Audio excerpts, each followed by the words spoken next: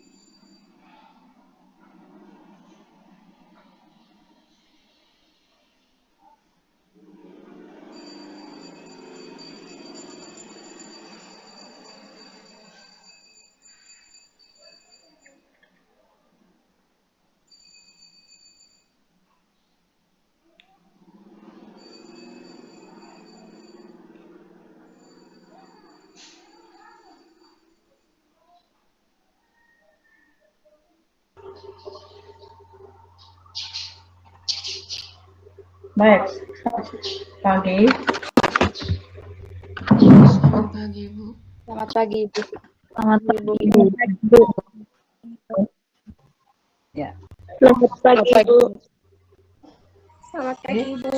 Monika ini ikut lagi dia. Ya, Udah Ibu. pulang? Ada pagi. Ya, Ibu. Siapa yang rekam? Sudah siap rekam? Sudah rekam, Ibu. Oke, baik. Baik, terima kasih. Selamat pagi, selamat berjumpa di pertemuan ketiga untuk mata kuliah metode statistika. Terima kasih Ketua kelas sudah membuka link, sudah menginformasikan di grup, dan setelah ini jangan lupa juga untuk mengedarkan atau membuka daftar hadir, terus rekapnya diberikan kepada saya. 40 yang masuk dikurangi saya berarti 39 ya. Berarti 39 pengikut kuliah hari ini. Setelah ini kita sudah tutup, tidak boleh ada yang join lagi ya. Oke? Sepakat ya. Begitu kita mulai berarti sudah tidak boleh ada yang join. Nanti rekamannya di-share baru bisa dilihat kembali oleh yang tidak ikut kuliah. Tetapi tidak boleh ikut join dan tidak boleh ikut daftar hadir. Baik, terima kasih. Sebelum kita mulai perkuliahan kita buka dulu dengan berdoa. Siapa pimpin? Sulaiman, kamu Amah, silakan.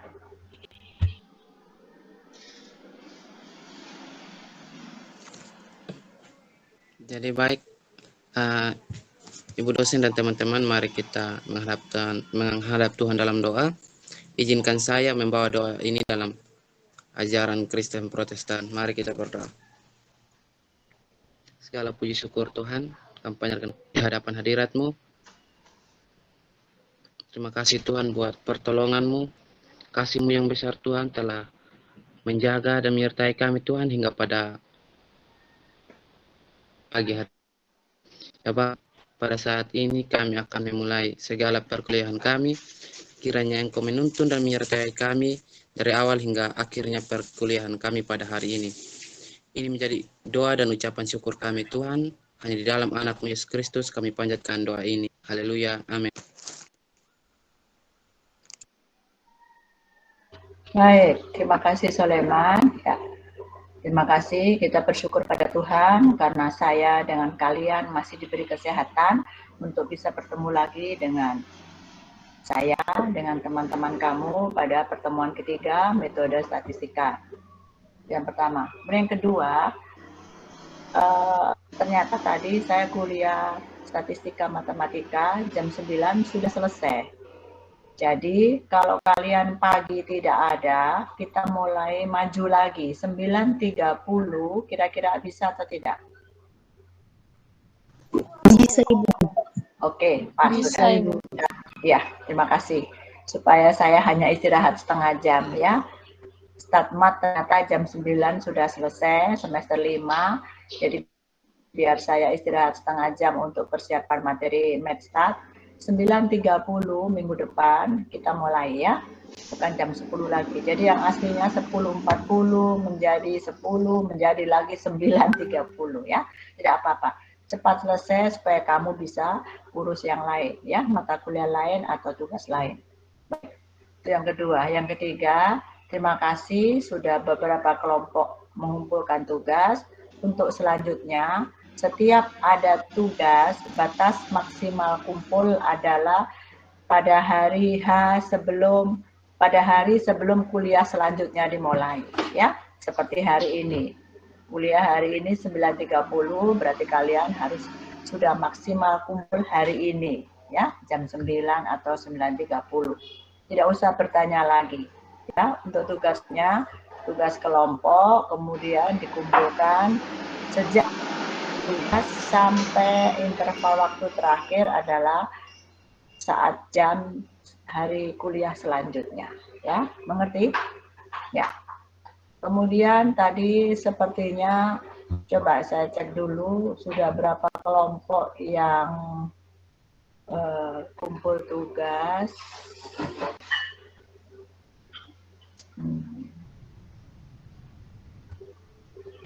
1, 2, 3, 5, 6, 7, 8. Berarti kelompok 4 yang belum. Ya, tolong kelompok 4 maksimal kumpul hari ini setelah habis kuliah. Baik, pertemuan pertama kita sudah membahas masalah apa itu estimasi atau estimate atau penafsiran parameter secara interval.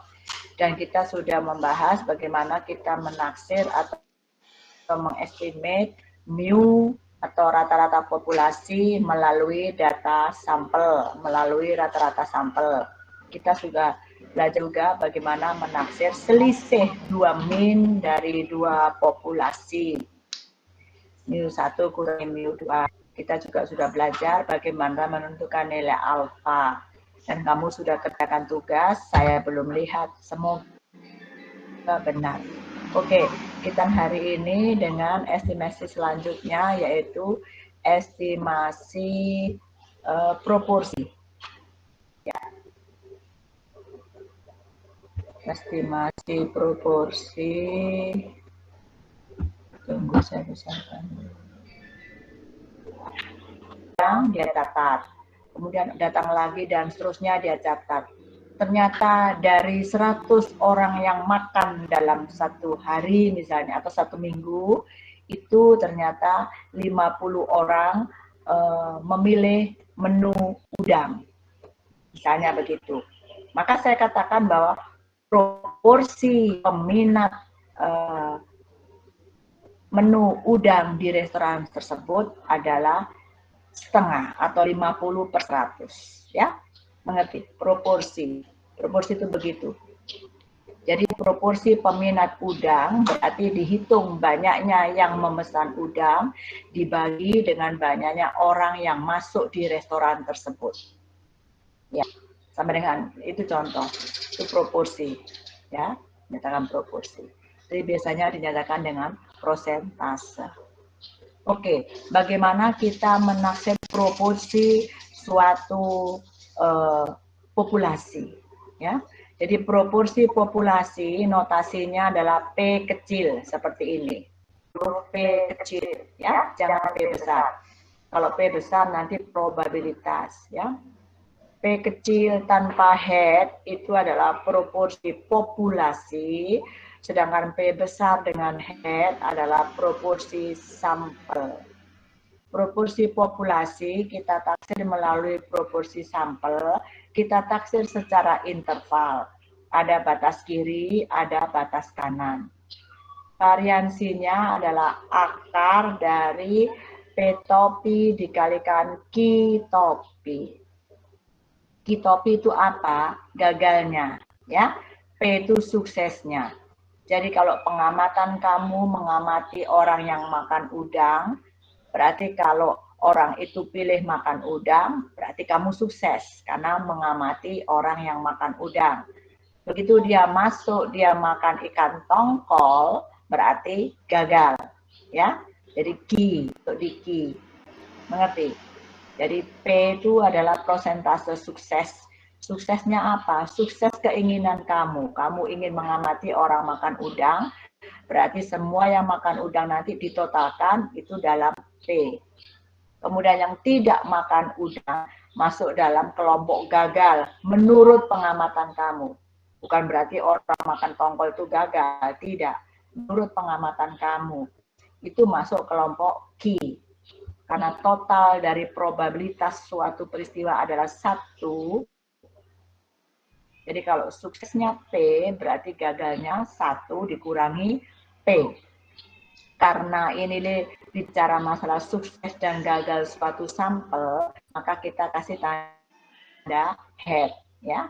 Jadi akar dari P head kali Q head dibagi N. Artinya akar dari suksesnya populasi dikalikan gagalnya populasi, sampel. Suksesnya sampel dikalikan gagalnya sampel dibagi banyaknya sampel. Kemudian untuk pendekatannya adalah estimasi intervalnya, tingkat kepercayaannya kita menggunakan tabel normal. Z alfa per 2. Seperti kemarin ya. Alfa per 2-nya adalah luas daerah di sebelah kanan kurva Z. Menentukan alfanya tergantung prosentasenya. Seperti minggu lalu, ya. Jadi begini, ini tidak perlu dihafal. Yang penting kamu mengerti. Nanti kita percaya berapa persen proporsi P antara sekian dan sekian, ya. Oke, next. Ini ukuran sampel, kamu bisa lihat sendiri, tinggal menggunakan rumus yang ada. Kita mau mengestimasi selisih 2 proporsi. Jadi kalau minggu lalu kita mengestimate mean dengan mengestimate selisih 2 mean, yang menyebabkan mean-nya ada 2 itu karena memang populasinya 2. Demikian juga dengan proporsi, yang menyebabkan ada selisih 2 proporsi karena kita mau menaksir nilai proporsi 2 populasi, ya. Karena 2 populasi maka kita lihat selisihnya. Selisih proporsi populasi pertama dikurangi populasi kedua itu terletak antara, ya, selisih proporsi sampel pertama dikurangi proporsi sampel kedua, atas kirinya, dikurangi dengan nilai ini, ya. Kemudian yang batas kanannya proporsi sampel 1 dikurangi proporsi sampel 2 ditambah. Jadi kalau batas kiri dikurangi, batas kanan ditambah dengan nilai konstanta yang sama, ya. Jadi ini kalau kamu salah menghitung maka akan salah semuanya. Tetap menggunakan tabel normal dengan luas daerah, di sebelah kanannya adalah alfa per 2. Ya. Kemudian simpangan bakunya akar dari proporsi sampel 1 kali gagal, ya. gagal sampel kedua dibagi banyaknya sampel 1 ditambah, ini satu sukses dan gagalnya sampel 1 dibagi banyaknya sampel 1 ditambah proporsi sukses dan gagalnya sampel 2 dibagi banyaknya sampel 2. Ya, batas kanan dan batas kiri sama. Nilai Z alfa per 2 adalah nilai Z yang luas daerah di sebelah kanannya adalah alfa per 2. Ya. Oke, saya lanjutkan dengan variansi. Kalau estimate mean dengan estimate proporsi menggunakan distribusi Z, tabel Z, yaitu tabel normal. Tapi kalau variansi menggunakan chi-square, ya, tabel chi-square. Ini ya, kita belajar saat statistik dasar, ya, chi-square. Besaran chi-square-nya, ingat ya, cara membuat chi-square bukan X pangkat 2, bukan. Itu dibaca X kuadrat. Tapi kalau chi-square, X-nya lebih cantik, ada lengkung di bawah dan di atas. Sehingga dibaca chi-square. Square itu artinya pangkat 2, ya. Jadi nilai chi-square-nya ini adalah banyaknya sampel dikurangi 1 dikalikan variansi sampel dibagi variansi populasi. Itu nilai chi-square-nya. Ingat, kalau kita bicara masalah chi-square, student T dan F, itu kita bicara masalah derajat bebas atau nu, ya. Bukan V ya, ini salah V, harus ketiknya nu. Nu itu seperti N tapi agak cantik lagi. Coba saya cari, mungkin ada di simbol. Nu ada nggak ya? Coba cari. Pasnya ada.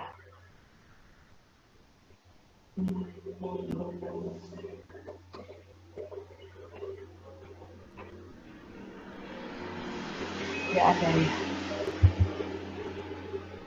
Dia kecil, melengkung.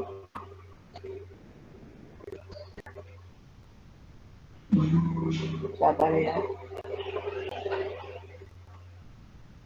Harusnya ada. Nah ini. Ya. Ini. Tunggu, saya belum. Nanti dia insert di mana? Ayo, saya belum ganti. Coba.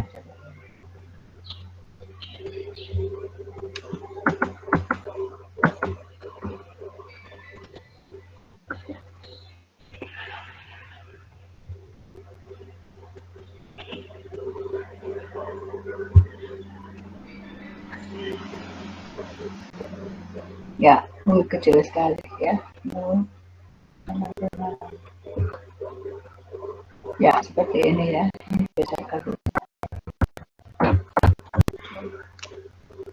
Sorry.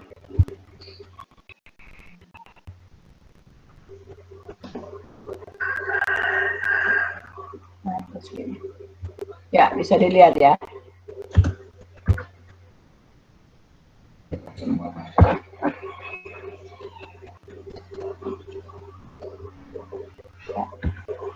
Tidak lurus, biar nanti kamu perhatikan sendiri ya.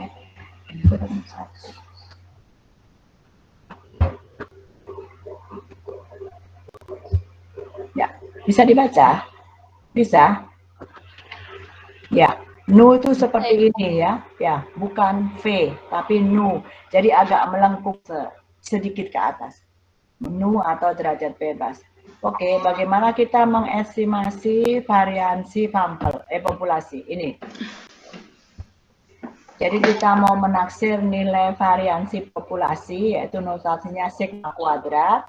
Batas kirinya adalah banyaknya sampel dikurangi 1 dikalikan dengan variansi sampel dibagi chi-square alfa per 2. Ya, chi-square alfa per 2. Ini bilangannya adalah luas daerah di sebelah kanan alfa per 2. Luas daerah di kurva apa? Kurva chi-square. Ingat, kurva chi-square harus batasnya dari 0 sampai tak berhingga. selalu positif. Jadi tolong setiap kuliah Medstat kamu membawa tabel ya, tabel normal, tabel chi-square, atau kurva normal, kurva chi-square, kurva T, kurva F, supaya begitu kita bahas kamu langsung buka. Kemudian batas kanannya sama, N dikurangi 1, yaitu banyaknya sampel dikurangi 1, dikalikan dengan variansi sampel dibagi nilai chi-square. Batas kanannya adalah ukuran per 2. Jadi kalau batas kirinya luasnya alfa per 2, estimasi intervalnya adalah luasnya 1 dikurangi alfa per 2. Kenapa begitu? Karena kurva chi-square bukan berasal atau berawal dari negatif tak berhingga ke tak berhingga, bukan. Tapi dari 0 ke tak berhingga. Ya, tidak ada negatif. Kalau normal sama T itu. Ya, distribusi normal sama distribusi student T, tabelnya berasal dari negatif tak berhingga sampai tak berhingga. Ingat kurvanya ya, kurvanya. Kalau chi-square tidak, sehingga taksiran sebelah kanan atau taksiran atasnya itu luasnya adalah 1 dikurangi alfa per 2. Sedangkan taksiran kirinya luasnya adalah alfa per 2. Oke, itu penjelasannya ya. Nilai chi-square dengan nu ya, n negatif dikurangi 1 derajat beta adalah alfa per 2 untuk interval bagian kiri, interval bawah, dan luasnya 1 dikurangi alfa per 2 untuk interval batas atas. Oke. Kita lanjutkan yang terakhir untuk hari ini, yaitu kita ingin menaksir atau mengestimate rasio atau perbandingan dua variansi yang tentu saja berasal dari dua populasi. Ya. Jadi kalau min dengan proporsi yang kita taksir itu adalah selisihnya kalau ada dua populasi. Tetapi kalau untuk variansi kita taksir rasionya untuk dua populasi. Oh, ini salah. Ini F-nya ada di sini. Oh, ini kayaknya itu salah. Sorry.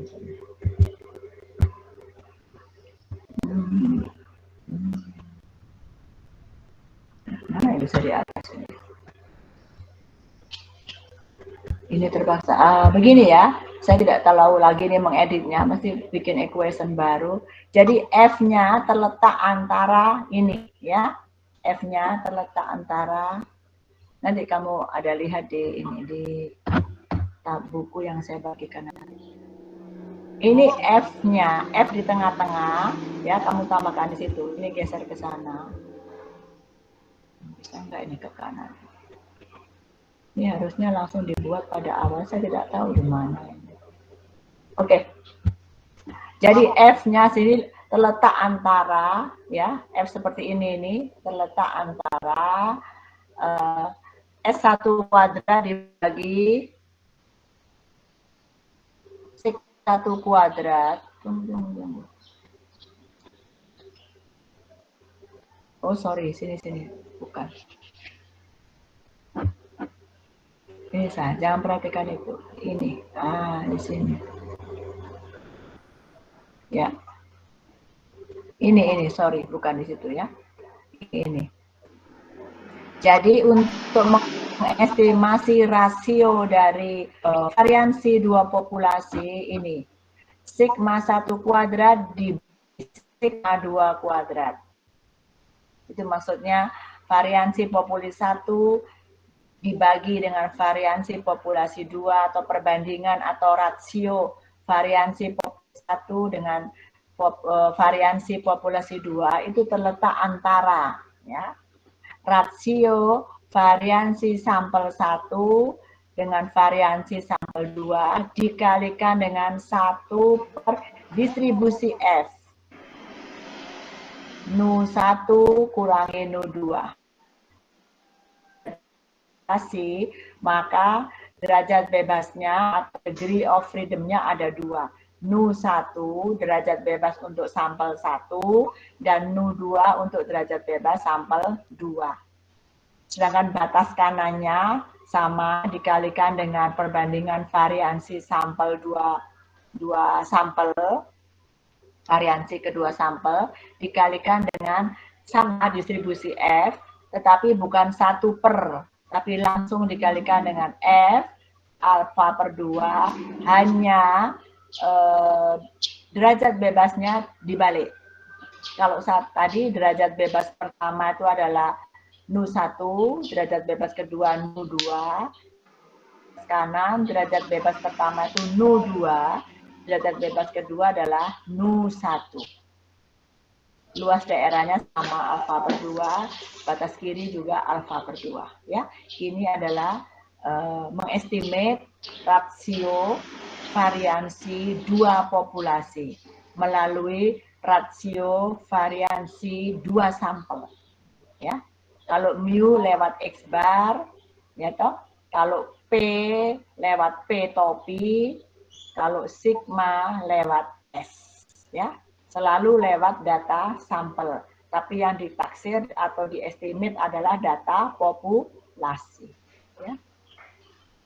Jadi seperti itu, ya, biasnya nggak usah. Oke, saya kira untuk pertemuan hari ini itu, saya lanjutkan lagi dulu untuk contohnya, supaya kamu langsung baru saya simpulkan. Ya. Sudah bisa dilihat? Ya. Ini proporsi, ya. Contoh bagaimana kita menaksir atau mengestimate nilai proporsi populasi melalui proporsi sampel. Ini ya, P proporsi populasi melalui proporsi sampel. Contoh soalnya ya. Dari teladan itu contoh ya, teladan 8, berarti contoh 8. Dari suatu contoh acak itu adalah sampel random. Ya. Kalau kamu tidak familiar dengan istilah ini, setiap buku mempunyai istilah macam-macam. Tapi kita sepakat untuk contoh soal kita tulis contoh, untuk sampel random itu contoh acak itu diganti dengan sampel random ya. Dari suatu sampel random 500 orang yang makan siang di sebuah restoran selama beberapa hari Jumat, diperoleh informasi X kecil sama dengan 160 orang menyukai seafood. Tentukan, selang itu interval ya, tentukan interval kepercayaan 95% bagi proporsi sesungguhnya. Kata sesungguhnya itu menyatakan populasi. Berapa proporsi populasi yang sesungguhnya mereka suka makan seafood, makanan laut, untuk makan siang di restoran tersebut pada hari Jumat. Karena hanya taksiran, maka tidak mutlak 100%. Hanya Tuhan yang bisa menaksir 100%. Tuhan bukan menaksir, tapi menetapkan 100%. Karena kita itu manusia yang penuh kelemahan, tidak tahu tentang kepastian, maka kalau kita menaksir sesuatu, menduga sesuatu, harus atau selalu ada tingkat kesalahan. Makanya kita tidak pernah menaksir 100%, tetapi kurang dari 100%. Jadi di sini soal ini menyatakan begini, berapa taksiran proporsi orang yang suka makan seafood di restoran itu selama hari Jumat. Taksirannya berapa? 95%. Di 100 orang yang diamati ada 5 yang salah. Ya toh? 5%. Baik, sekarang dari 95% berarti dari yang diketahui interval kepercayaan 95%, kita bisa menentukan alfanya. Ya toh, alfanya adalah berapa? 0,05. Ya. Kemudian untuk mencari P topi, yang ditanyakan kan P biasa, yang diketahui P topi. Untuk menentukan P topi, seperti yang saya katakan tadi, yang sukses makan seafood berapa? 160. ya toh. Banyaknya orang yang datang ke restoran 500. Berarti untuk menentukan P topi adalah sukses yang makan seafood dibagi dengan banyaknya yang makan di restoran tersebut. Diperoleh 0,32. Itu proporsi sampel. Ya, jadi kita mengecek proporsi populasi. Kita inputkan di sini P topinya. Kemudian kalau P topi 0,32, maka Q topi berapa? 0,68. Ya, 0,68. 1 dikurangi 0,32. Kemudian N-nya, banyaknya yang makan di restoran tersebut berapa? 500. Sekarang kita lihat tabel normalnya, ya. Tabel normal Z alfa per 2 ternyata 1,96. Ya. Jadi kita percaya 95% bahwa proporsi orang yang makan seafood di restoran tersebut pada hari Jumat adalah 0,28 sampai 0,36. Ya. Jadi kita percaya 90% bahwa interval orang yang makan, proporsi interval orang yang makan, proporsi orang yang makan seafood di restoran tersebut adalah 0,28 sampai 0,36. 3. Contoh depan, kemudian contoh 9. Ya, sama ini juga P ya. Nanti kamu baca sendiri. 10 juga. Ya, sekarang saya mau cari yang 11. Ini untuk dua populasi, ya, 2 populasi. Oke. Suatu pengumpulan pendapat umum dilakukan terhadap penduduk kota dan sekitar kota. Berarti populasinya adalah penduduk kota dan penduduk di luar kota. Setelah dilakukan pertanyaan, ternyata penduduk kota 5.000, yang ternyata 2.400 orang setuju dibangun gedung serbaguna. Kemudian penduduk di luar kota yang ditanyai 2.000, ternyata hanya 1.200 yang setuju dibangun gedung serbaguna. Ya, saudara disuruh menentukan interval kepercayaan 90% bagi selisih proporsi sebenarnya. Sebenarnya itu maksudnya proporsi populasi. Kalau 90% berarti alfanya 0,1. Oke, mencari proporsinya. Jadi ini ada P1 dikurangi P2. Itu yang akan ditaksir melalui data sampel. Untuk menentukan P1 topi dari mana? Kalau 1 penduduk kota, N2 itu penduduk luar kota. Berarti P1 topi dari mana? 2.400 dibagi 5.000, ya toh. Kemudian P2 topi 1.200 dibagi 2.000. Q-nya tinggal mengurangi saja. Ya. Kemudian tentukan sehingga diperoleh hasil ini. Karena kedua titik ujung selangnya negatif, maka kita juga dapat menyimpulkan bahwa proporsi penduduk sekitar kota yang menyetujui rencana tersebut lebih besar dari proporsi penduduk kota yang menyetujui rencana tersebut. Ya, jadi lebih besar tetap. Jadi kita tidak lihat negatifnya, tapi kita hanya lihat bilangannya 0,14 dengan 0,098. Oke. Ya.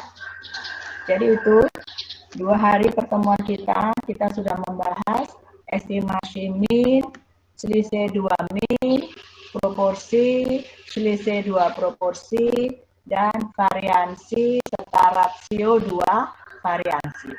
Sudah ada 6 konsep tentang estimasi interval, ya. Pelajari dan cari soal-soal yang ada. Kalau kamu punya buku Walpole seperti yang saya bagikan tadi, itu Walpole, ya. Kamu cari buku Walpole ini. Ya, kelihatan kah? Ya. Pengantar statistika. Walpole. Kalau ada dalam bentuk e-book ya bagus, kalau tidak ada cari di toko. Semua materi metode statistika di sini, sampai nanti regresi, korelasi, dan analisis variansi, ANAVA. Habis estimasi interval nanti ini kan kita pengujian hipotesis, kemudian korelasi, regresi, korelasi, dan analisis variansi. Pakai buku ini, banyak di buku. Ini buku lama. Kamu boleh pakai yang lain, tapi saya menggunakan ini. Kalau kamu semua punya, saya tidak usah bagi file-file seperti tadi. Oke. Ada pertanyaan? Untuk minggu lalu sama hari ini? Ya, kalau tidak ada, kamu tidak ada tugas dulu ya, karena minggu lalu sudah ada tugas. Yang ini estimasi proporsi, selisih proporsi, sama variansi dan rasio variansi, pelajari saja, tidak ada tugas. Nanti kita sambung minggu depan. Saya tidak tahu minggu depan sudah masuk mana. Kayaknya estimasi, habis variansi.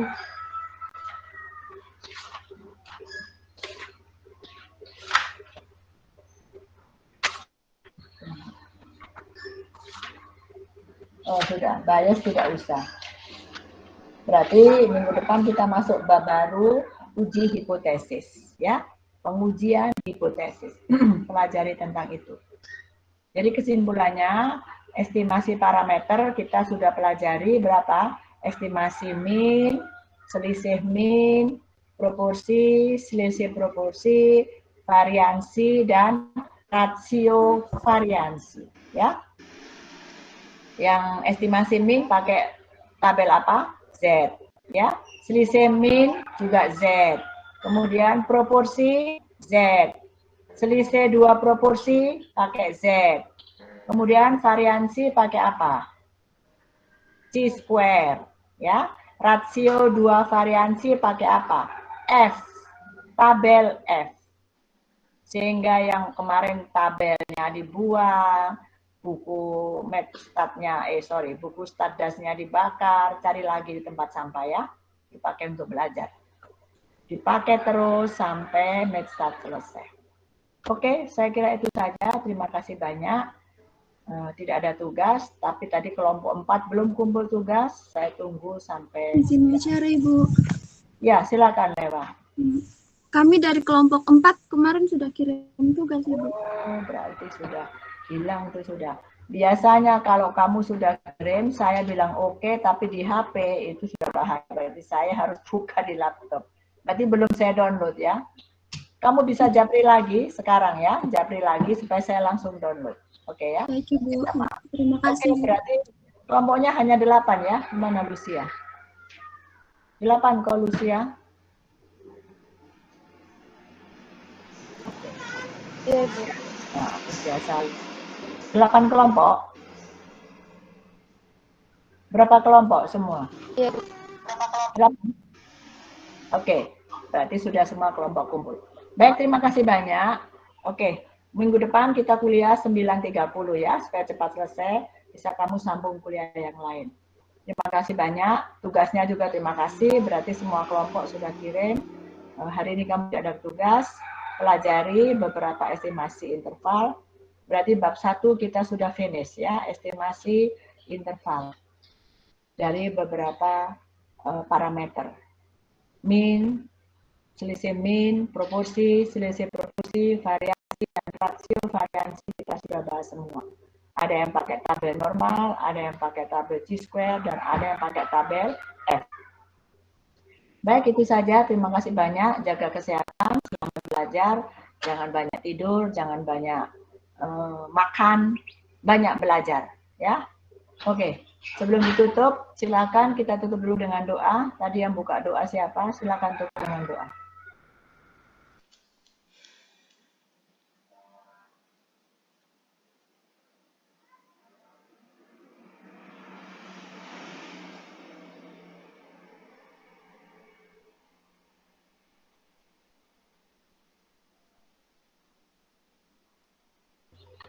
Siapa tadi yang pimpin doa tadi?